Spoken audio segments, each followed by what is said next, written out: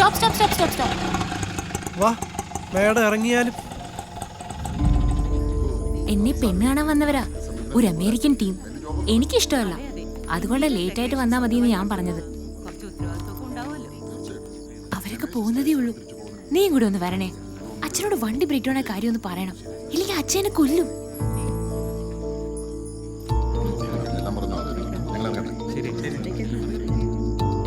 Hello, നീ ഒന്ന് കൂടെ വരുമോ? അത് വേണ്ട. ഒരു പെണ്ണിനെ കൊണ്ടുപോയി പഴിപ്പിക്കാൻ നോക്കി ഈ വൃത്തികെട്ടവൻ വന്ന് പറഞ്ഞിട്ടൊന്നും ഒരു കാര്യമില്ല. ഓ സോറി. പോരെ. കൂടെ ഒരു പെൺകുട്ടി ഉണ്ടെന്ന് പറഞ്ഞപ്പോ എന്റെ അച്ഛൻ എന്താ പറഞ്ഞെന്നറിയോ? സൂക്ഷിക്കണേ മോനെ, അവള് കയറി പിടിക്കുന്നു. അത്രയ്ക്ക് നല്ല മോനായത് അറിയോ? ആ അച്ഛനൊന്ന് കാണാൻ പറ്റുമോ? എന്തിനാ? സ്നേഹത്തോട് രണ്ട് തെറി പറയാനാ. പെൺകുട്ടികളെ കുറിച്ച് ആൾ ഇങ്ങനെയാണോ തിരിച്ചു വെച്ചിരിക്കുന്നത്?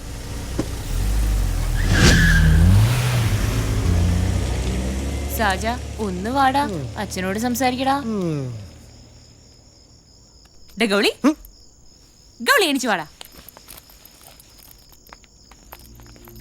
എന്താടി നീ ലേറ്റ് ആയെന്ന് ചോദിക്കാനല്ല പോന്നത്, ഇനി ഈ വീട്ടിൽ നിന്ന് പുറത്തിറങ്ങാൻ പാടില്ലെന്ന് പറയാനാ പോന്നത്. അച്ഛാ, എന്നെ തല്ലിക്കോ, ഞാൻ കൊണ്ടോളാം. ഇപ്പോഴല്ല, പിന്നീട്. ഇതെന്റെ കൂടെ പഠിച്ചതാ സാജൻ. ഇവന്റെ മുന്നേ വെച്ച് ചീത്ത വിളിക്കാതിരുന്നാ മതി. ക്ലാസ്മേറ്റ് ആണെന്ന് അറിയാതെയാണ് പാർവതി എന്റെ വണ്ടി വിളിച്ചത്. അതുകൊണ്ടാണ് വണ്ടി ബ്രേക്ക് ഡൗൺ ആയത്. അല്ല, അതിപ്പോ അല്ലെങ്കിലാവും. പിന്നീട് കുറെ ചിന്തിച്ചാണ് ഞങ്ങൾ ഒരു ഓട്ടോ വിളിച്ചത്. അയാൾക്കാണെങ്കിൽ ഭൂലോക ജാട. സഹിച്ച് ഞങ്ങൾ ഇതുവരെ എത്തി.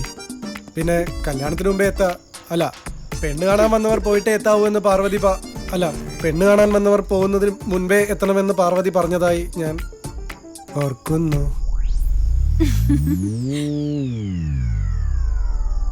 പാറുമോള് പറഞ്ഞാന്നൊക്കെ പറഞ്ഞു കഴിഞ്ഞെങ്കിലേ മോനിനി പൊയ്ക്കോ.